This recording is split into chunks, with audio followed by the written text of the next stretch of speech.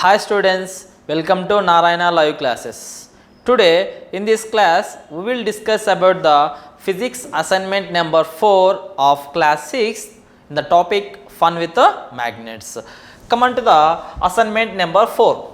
So in that first question is, how can we levitate a magnetic object? Nothing but we have to levitate a magnetic object. So by using which concept we can levitate a magnet? It's simple. One of the magnetic properties is repulsion. Due to that repulsion we can levitate a magnet. So how can you write the answer here? We can levitate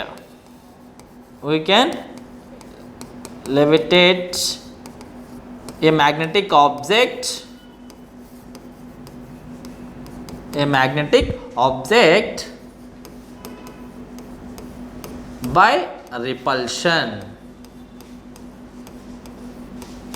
by repulsion. Okay, and coming to the second one, what is electromagnetic train called? So it's simply nothing but a train which is moving on the track. Nothing but there is no contact between the train and the track. So due to the repulsion concept only, the train which is levitate on the track. Okay, so that train we can call as a suspension train or flying train also we can call it. What we can call? Suspension train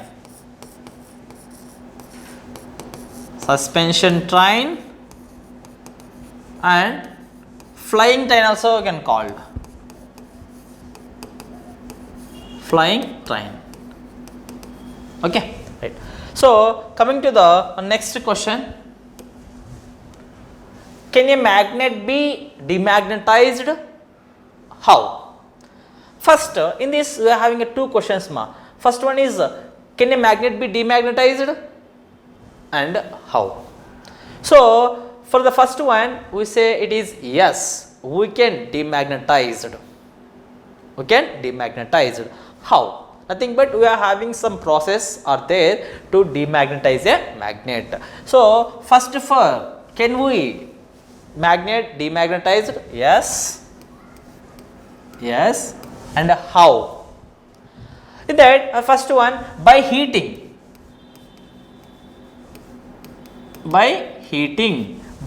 a magnet we can demagnetized.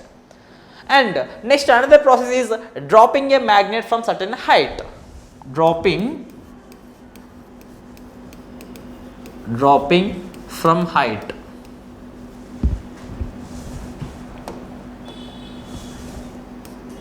Dropping from a height. And another is hammering. What is that? Hammering.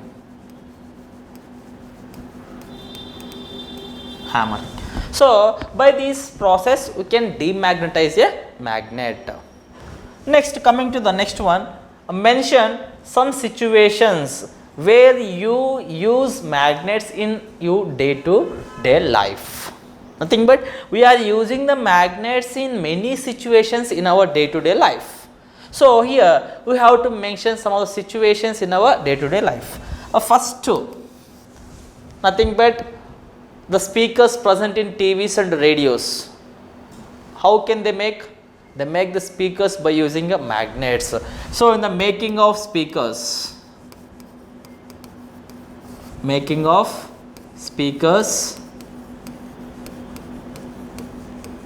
and making of magnetic compass.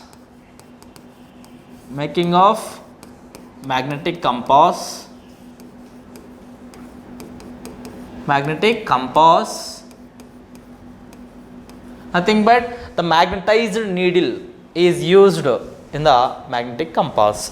And third situation is door stoppers.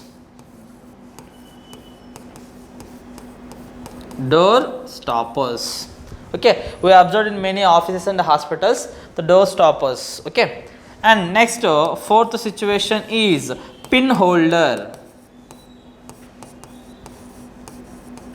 Not only this, still we are having many other situations where we are using the magnets in our daily life. Okay, and coming to the next question, we can you say that an object is a magnet and not a magnet, and neither a magnetic nor magnetic substance.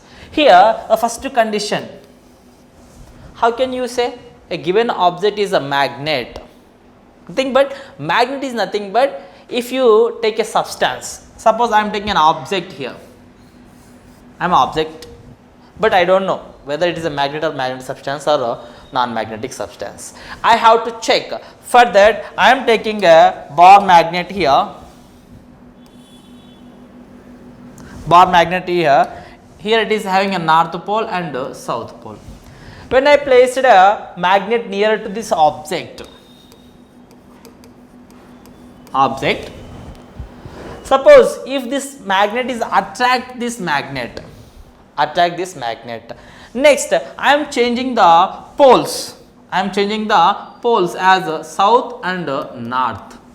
At that time, if the object is going to be repel, nothing but from one pole it is attract, from the other pole it is repel, then we can say this object is a magnet.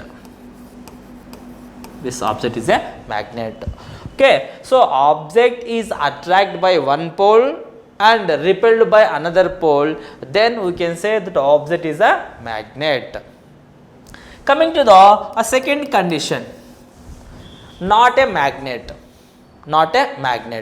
So here a simple thing, if you change the poles of a bar magnet, but it is showing only the attraction, there is no repulsion will be takes place in this process, then we can say the object is a magnetic substance. So nothing but only attraction will be there, only attraction by two poles, then we can say the object is a magnetic substance. And for the first condition, magnet means attract by one pole,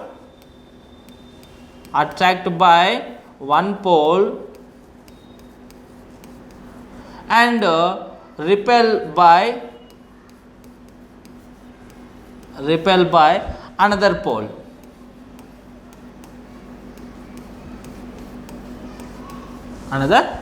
So in this way we can say object is a magnet and object is a magnetic substance. Coming to the third one, so neither a magnetic nor magnetic substance. Here, if a object is attract and nor repel, maybe attract or nor repel, then we can say that object is magnetic nor magnetic substance. Maybe attract, neither attract nor repel.